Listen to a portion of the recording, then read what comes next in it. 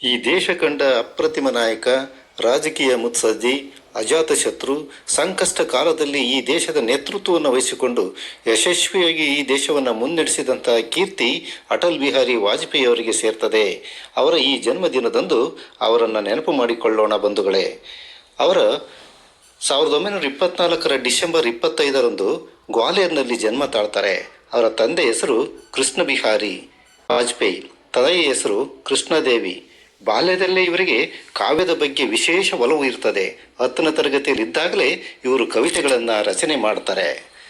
ಗ್ವಾಲಿಯರ್ನಲ್ಲಿ ತಮ್ಮ ಪ್ರಾಥಮಿಕ ಶಿಕ್ಷಣವನ್ನು ಪೂರೈಸ್ತಾರೆ. ನಂತರ ವಿಕ್ಟೋರಿಯಾ ಕಾಲೇಜಿನಲ್ಲಿ BA ಪದವಿಯನ್ನು ಪಡೀತಾರೆ. ಕಾನ್ಪುರದ DAV ಕಾಲೇಜಿನಲ್ಲಿ ರಾಜ್ಯಶಾಸ್ತ್ರದಲ್ಲಿ ಸ್ನಾತಕೋತ್ತರ ಪದವಿಯನ್ನು ಕೂಡ ಪಡಿತಾರೆ. ನಂತರ ಕಾನೂನು ಅಧ್ಯಯನಕ್ಕೆ ತೊಡಗಿಸಿಕೊಂಡು ಆ ಕಾನೂನು ಅಧ್ಯಯನವನ್ನು ಅರ್ಧಕ್ಕೆ ಬಿಡುವಂತಹ ಸಂಕಷ್ಟ ಒದಗಿ ಬರ್ತದೆ. ಅವರು ಅದನ್ನು ಪೂರ್ಣಗೊಳಿಸೋಕ್ಕಾಗೋದಿಲ್ಲ. ಇವರು ತ್ರಿಭಾಷಾ ಪಂಡಿತರಾಗಿರ್ತಾರೆ. ಹಿಂದಿ, ಇಂಗ್ಲಿಷ್ ಮತ್ತು ಸಂಸ್ಕೃತದಲ್ಲಿ ಅಪಾರ ಪಾಂಡಿತ್ಯವನ್ನು ಹೊಂದಿರ್ತಾರೆ. RSS ಕಾರ್ಯಕರ್ತರಾಗಿದ್ದ ಇವರು ಪಾಂಚಜನ್ಯ ಪತ್ರಿಕೆಯ ಸಂಪಾದಕರೂ ಆಗಿ ಆಗ ನಡೀತಿರ್ತಕ್ಕಂಥ ರಾಜಕೀಯ ಅನ್ಯಾಯಗಳನ್ನು ಪತ್ರಿಕೆ ಮೂಲಕ ಅವರು ಪ್ರತಿಭಟಿಸ್ತಾರೆ. 1942ರಲ್ಲಿ ಕ್ವಿಟ್ ಇಂಡಿಯಾ ಚಳುವಳಿಗೆ ಧುಮುಕಿ ರಾಜಕೀಯಕ್ಕೆ ಸೇರ್ಪಡೆ ಆಗ್ತಾರೆ. 1951ರಲ್ಲಿ ಜನಸಂಘದ ಸಕ್ರಿಯ ಕಾರ್ಯಕರ್ತರಾಗ್ತಾರೆ. 1957ರಲ್ಲಿ ಪ್ರಥಮ ಬಾರಿಯಾಗಿ ಲೋಕಸಭೆಯನ್ನು ಪ್ರವೇಶ ಮಾಡ್ತಾರೆ. ನಂತರ ಮೊರಾರ್ಜಿ ದೇಸಾಯಿ ಸರ್ಕಾರ ರಚನೆಯಾದಂಥ ಸಂದರ್ಭದಲ್ಲಿ ದೇಶದ ವಿದೇಶಾಂಗ ಸಚಿವರಾಗಿ ಇವರ ಸಾಧನೆ ಅನನ್ಯವಾದದ್ದು. ಇವರು ವಿಶ್ವಸಂಸ್ಥೆಯಲ್ಲಿ ಭಾರತ ದೇಶವನ್ನು ಪ್ರತಿನಿಧಿಸಿ ಮಾಡಿದಂಥ ಭಾಷಣ ಇಂದಿಗೂ ಕೂಡ ಜನಮಾನಸದಲ್ಲಿ ಅಚ್ಚಳಿಯದೆ ಉಳಿದಿದೆ. 3 ಬಾರಿ ಪ್ರಧಾನಮಂತ್ರಿಯಾಗಿ ಇವರು ದೇಶ ಸೇವೆಯನ್ನು ಸಲ್ಲಿಸಿರುತ್ತಾರೆ. 1996ರಲ್ಲಿ ಕೇವಲ 13 ದಿನ ಸೇವೆ ಸಲ್ಲಿಸಿದರೆ 1998ರಲ್ಲಿ ಕೇವಲ 13 ತಿಂಗಳು ಸೇವೆ ಸಲ್ಲಿಸುವಂತಹ ಭಾಗ್ಯ ಇವರಿಗೆ ಒದಗಿ ಬರ್ತದೆ. ಸ್ನೇಹಿತರೆ, ಅಂತಹ ಸಂಕಷ್ಟ ಕಾಲದಲ್ಲಿ ಬಹುಮತವನ್ನು ಹಲವಾರು ಪಕ್ಷಗಳನ್ನು ಕಟ್ಟಿಕೊಂಡು ನಡೆಸುವಾಗ ಕೆಲವರು ಬಹುಮತವನ್ನು ವಾಪಸ್ ಪಡ್ಕೊಳ್ತಾರೆ. ಆಗ ಕೇವಲ ಬೇಕಾಗಿದ್ದು ಒಂದೇ ಒಂದು ಓಟು. ಬೇರೆ ಯಾರಾದರೂ ನಾಯಕರಾಗಿದ್ದರೆ ಕುದುರೆ ವ್ಯಾಪಾರ ಮಾಡಿ ತಮ್ಮ ಸರ್ಕಾರವನ್ನು ಉಳಿಸಿಕೊಳ್ತಿದ್ರು.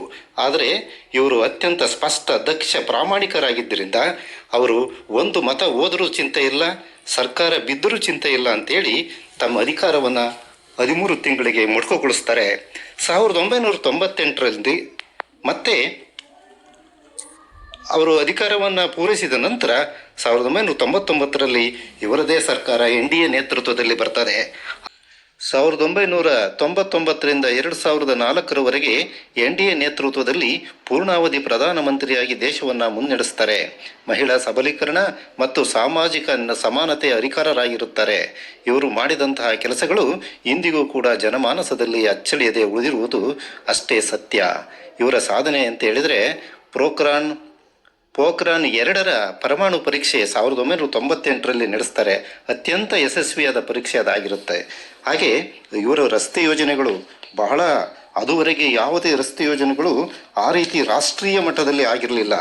ಇವರು ದೇಶದ ಪ್ರಮುಖ ನಗರಗಳನ್ನು ಬೆಸೆಯಬೇಕೆಂಬ ಒಂದು ಸಂಕಲ್ಪದಿಂದ ಚತುಷ್ಪಥ ರಸ್ತೆಗಳ ಒಂದು ನಿರ್ಮಾಣಕ್ಕೆ ಅಡಿಪಾಯವನ್ನು ಹಾಕ್ತಾರೆ. ಅಂದಿನಿಂದ ಇವತ್ತಿನವರೆಗೆ ನಾವು ಗಮನಿಸ್ಬೋದು, ನಮ್ಮ ದೇಶದಲ್ಲಿ ಸಾರಿಗೆಯ ಸಂಪರ್ಕದ ಒಂದು ಕ್ರಾಂತಿಯೇ ನಡೆದಿದೆ. ಪಾಕಿಸ್ತಾನದೊಂದಿಗೆ ಉತ್ತಮ ಸಾಮಾಜಿಕ ಸಂಬಂಧವನ್ನು, ರಾಜಕೀಯ ಸಂಬಂಧವನ್ನು ವಿದೇಶಾಂಗ ನೀತಿಯನ್ನು ಹೊಂದ್ಕೋಬೇಕು ಅಂತೇಳಿ ಹಲವಾರು ಪ್ರಯತ್ನಗಳನ್ನು ನಡೆಸ್ತಾರೆ. ಹಾಗಾಗಿ ಬಸ್ ಮತ್ತು ರೈಲು ವ್ಯವಸ್ಥೆಯನ್ನು ಕೂಡ ದೇಶದೊಂದಿಗೆ ನಡೆಸ್ತಾರೆ. ಆದರೆ ಅದು ಅಷ್ಟು ಫಲ ಕೊಡಲಿಲ್ಲ. ಅದೆಲ್ಲ ನಮಗೆಲ್ಲ ಗೊತ್ತಿರುವಂಥ ವಿಚಾರ. ಭಾರತವನ್ನು ಬಲಿಷ್ಠವಾದ ಮತ್ತು ಸಮೃದ್ಧವಾದ ದೇಶವನ್ನಾಗಿಸಲು ಇವರು ಪಣ ತೊಟ್ಟಿರ್ತಾರೆ. ಇಂತಹ ಮುತ್ಸದ್ದಿಗೆ ಹಲವಾರು ಪ್ರಶಸ್ತಿಗಳು ಹುಡುಕಿಕೊಂಡು ಬರ್ತವೆ. 1992ರಲ್ಲಿ ಪದ್ಮವಿಭೂಷಣ ಪ್ರಶಸ್ತಿಯನ್ನು ನೀಡಿ ಗೌರವಿಸಲಾಗ್ತದೆ. 1994ರಲ್ಲಿ ಅತ್ಯುತ್ತಮ ಸಂಸದೀಯ ಪಟು ಇವರು ಆಯ್ಕೆ ಆಗ್ತಾರೆ. 2015ರಲ್ಲಿ ಭಾರತ ರತ್ನ ಗೌರವವನ್ನು ಕೂಡ ಇವರಿಗೆ ನೀಡಿ ಗೌರವಿಸಲಾಗ್ತದೆ. ಹಲವು ವರ್ಷ ಅನಾರೋಗ್ಯದ ಬಳಿಕ 2018 ಆಗಸ್ಟ್ 16ರಂದು ಇವರು ಮರಣವನ್ನು ಹೊಂದ್ತಾರೆ. ಬಂಧುಗಳೇ, ಇಂತಹ ಒಬ್ಬ ಅಪ್ರತಿಮ ನಾಯಕನ ಬಗ್ಗೆ ನಾವು ಎಷ್ಟು ಹೇಳಿದರೂ ಕೂಡ ಕಡಿಮೆನೆ.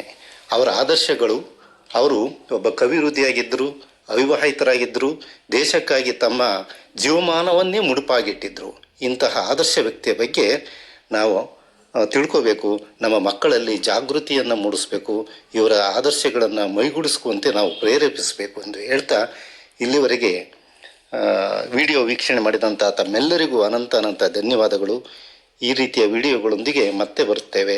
ದಯಮಾಡಿ ನಮ್ಮ ಚಾನಲ್ ಸಬ್ಸ್ಕ್ರೈಬ್ ಮಾಡಿ, ವಿಡಿಯೋ ಲೈಕ್ ಮಾಡಿ ಮತ್ತು ಶೇರ್ ಮಾಡಿ.